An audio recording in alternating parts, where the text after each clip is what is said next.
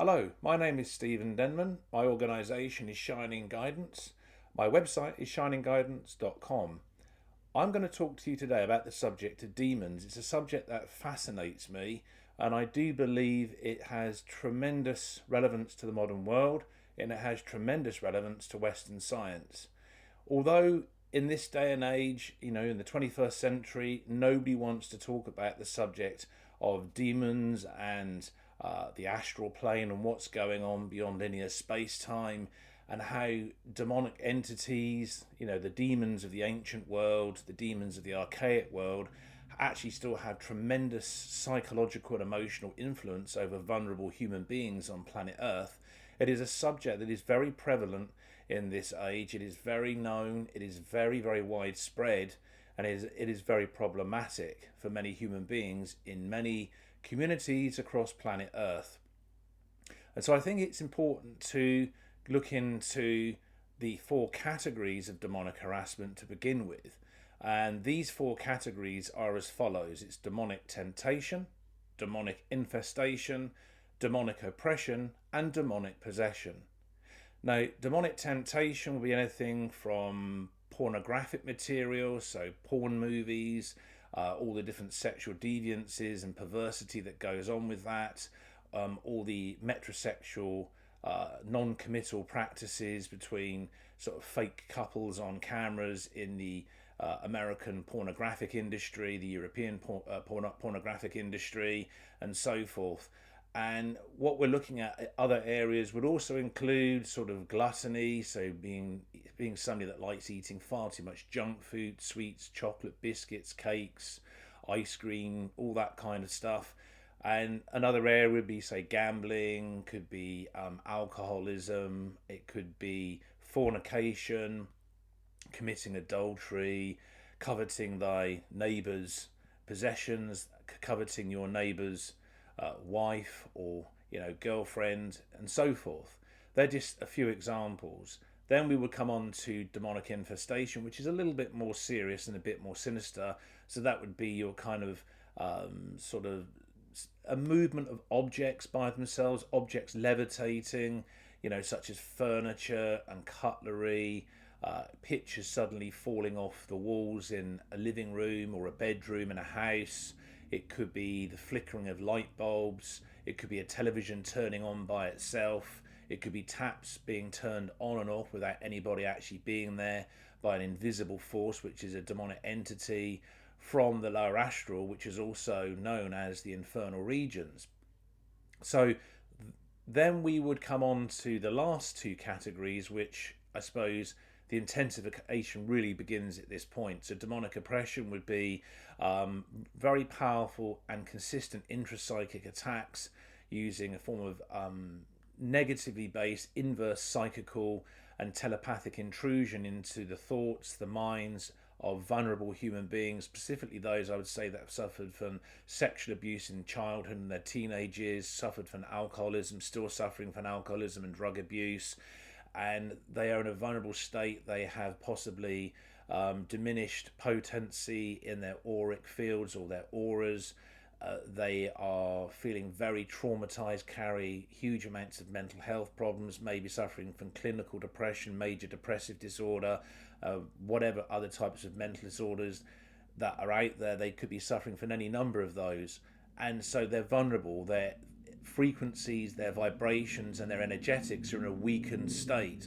So those individuals, therefore, find it very difficult to have independence in their own thoughts, their own volition, their own willpower, and therefore what you can class as shadow wraiths or demons or negative entities, negative spirits, astral entities or astral spirits, that are residing in the lower astral or the infernal regions, therefore automatically find there is a frequency and vibration connectivity with such individuals who are sadly in such vulnerable and weakened states of existence that their minds become overwhelmed and infiltrated.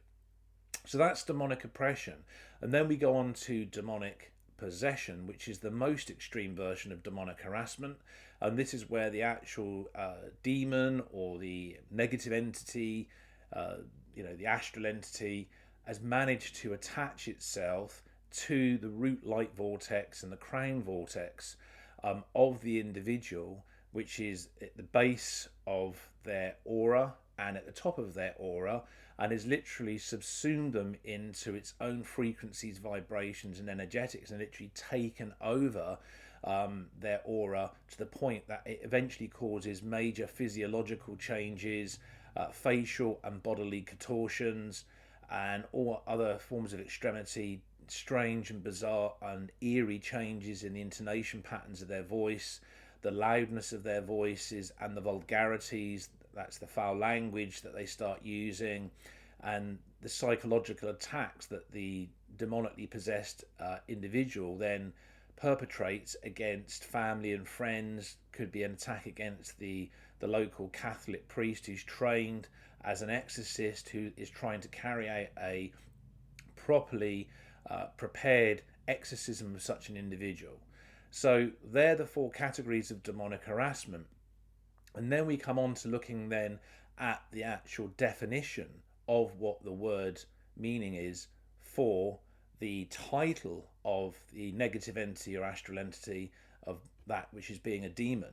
So the actual etymology of the word demon comes from the Greek language word, which is daemon. Okay, and that word itself has the meaning of being the divider and the provider.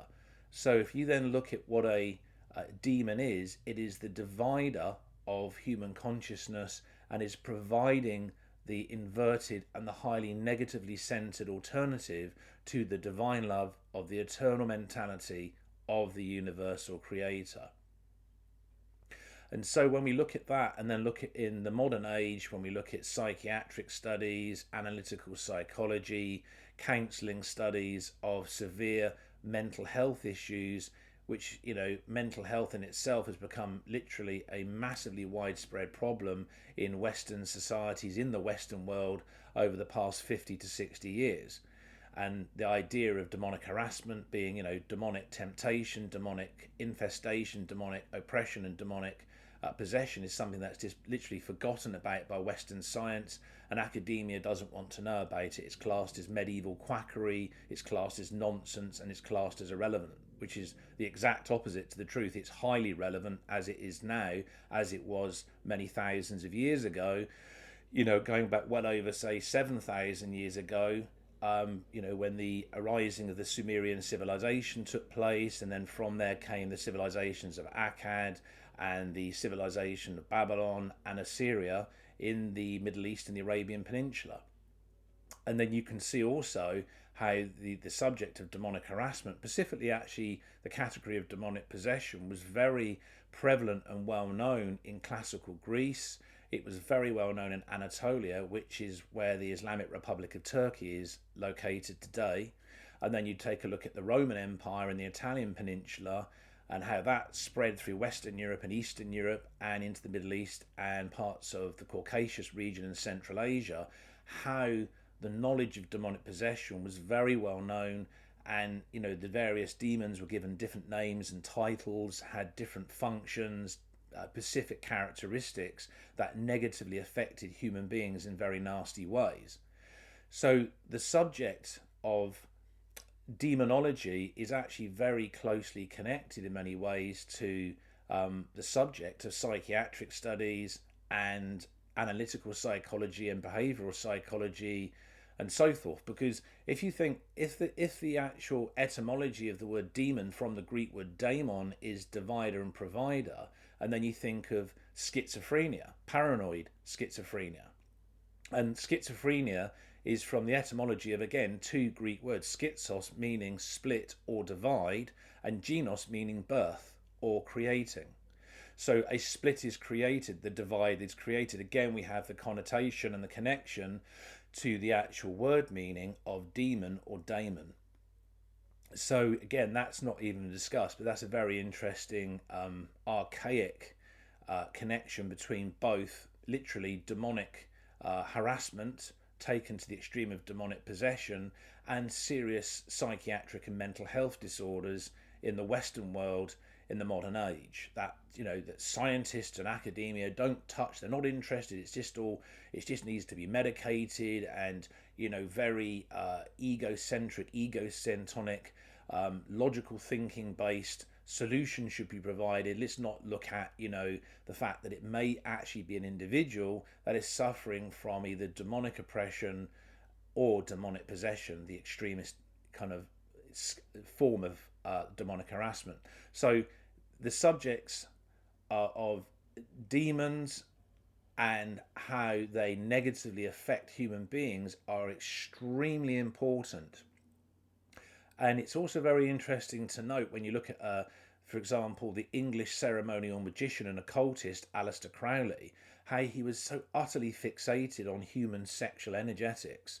So he really was a ceremonial magician that was involved in ceremonial ritual magic. So he was very interested in the human orgasm. He was obviously heavily demonically possessed. He was fascinated to the point of being almost obsessively fascinated with the idea of negative entities or astral entities that reside, in vast numbers in the lower astral or the infernal regions.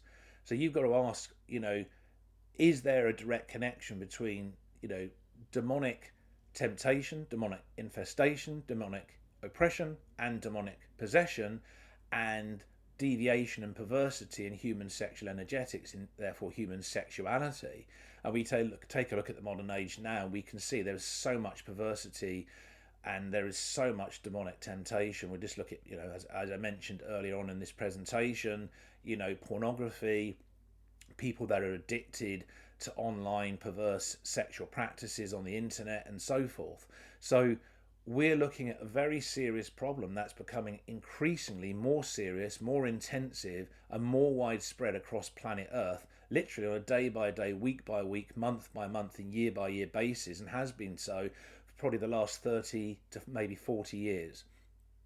So, I would then say now that when we take a look at how scientists have tried to make people forget about the idea of demonic harassment and the four categories that I've already mentioned, has that been done deliberately by the elitists or the cabal, the hidden hand, the rulers behind the scenes that would rather humanity forgets all about the demonic activities that were going on in the ancient world or the archaic world, and just wants to pretend that it can all be logically rationalized away as an irrelevant load of superstitious hocus pocus of no relevance at all to the modern lifestyles of Westerners. Well, that nothing could be further from the truth. And you go back to all these ancient civilizations.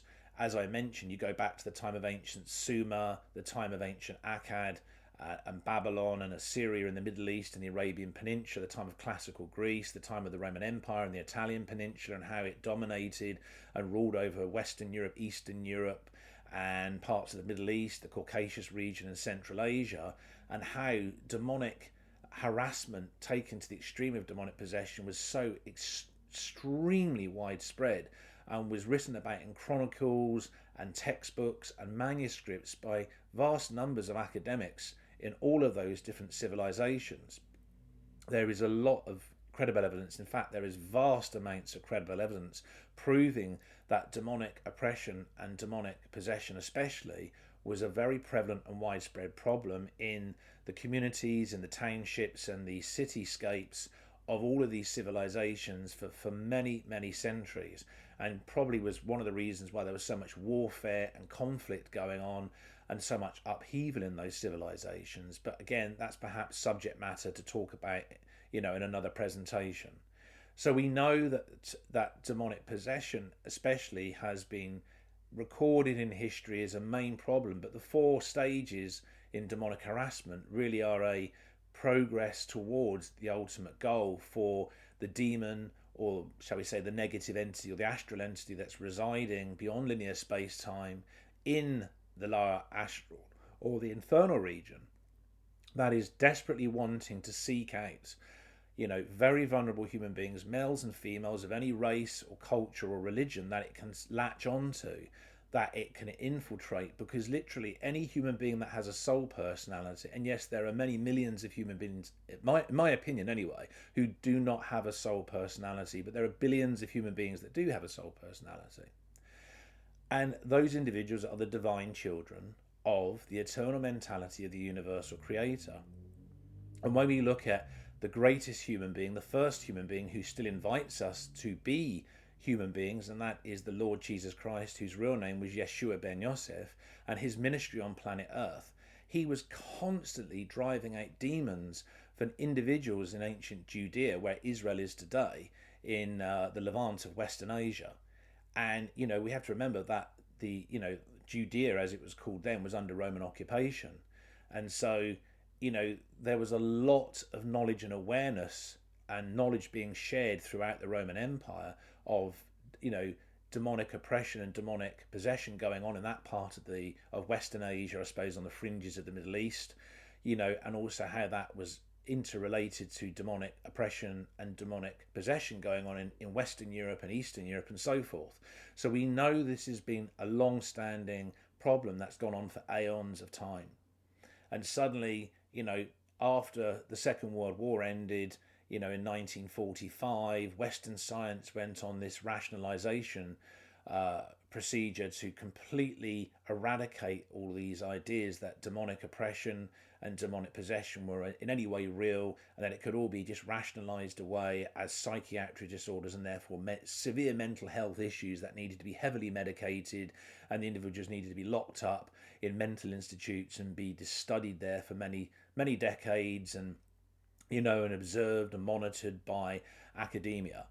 And that is not really something that's resolved the problem. In fact, it's interesting to note that in the modern world, shall we say, or the Western world, that mental health issues are now literally at catastrophically high levels, simply because it hasn't been dealt with in the right way in the past 40 to 50 years. And behind the scenes, beyond linear space-time, residing in the lower astral or the infernal regions, are literally billions upon billions, trillions upon trillions of these negative entities or astral entities that, demons or daemons or whatever word or title has been given to them by any civilization over the last few thousands of years. So we know that they are real, we know that they are there, and we know that there are thousands of human beings over the last few thousand years who have actually physically and visibly observed these negative entities or astral entities, and they are real. And when you have people like the English ceremonial magician Aleister Crowley, who was always obsessed with trying to summon up these demons from the lower astral or the infernal regions that he could control. He was their chief summoner, so he could have control over these demonic familiars, and they would do his bidding. They would be obedient to his will and instruction. And then you take a look, at what was going on, with even the Scientology movement, Lafayette, Ronald Hubbard, and other individuals, certain aspects of the Church of Scientology. And if you actually study some of what's going on there, even now, a lot of it is connected to Western occultism and Eastern occultism that has connotations with really aspects that can be grouped into the scientific discipline of demonology. And so, there's not a lot of awareness of this going on. There's not a lot of people talking about this, and it's a very serious problem. And then you come on to an individual, probably one of the greatest individuals who ever lived in the last 100 years. And that is the Irish Catholic priest and Jesuit priest who trained also as an exorcist by the name of Malachi Martin. And he worked directly in the Vatican City site, for the Roman Catholic Church. And he personally carried out hundreds of exorcisms, not just in Western Europe and Eastern Europe, but across North America over a period of well over 30 years. And he saw absolutely horrific physiological contortions and changes in the bodies and the facial expressions of those individual males and females who were demonically possessed. He heard the horrendous, eerie and strange noises they made as the intonation patterns of their voices changed, making screaming and screeching noises and growling noises and hissing noises, like literally like, different members of the reptile family, such as like snakes and lizards. Interesting connotation that, the connection between the snake and the lizard, and in the ancient world, or the archaic world, the concept of the dragons, dragons and wyverns, that are connected to the magical forces in the lower astral or the infernal regions. So, I'm going to conclude on this talk now. I think I've given enough information in it. It's been really fascinating talking about this. I'll be doing many more video presentations in the near future on many more fascinating subjects. But that's all for now, folks, and thank you very much for watching. Goodbye.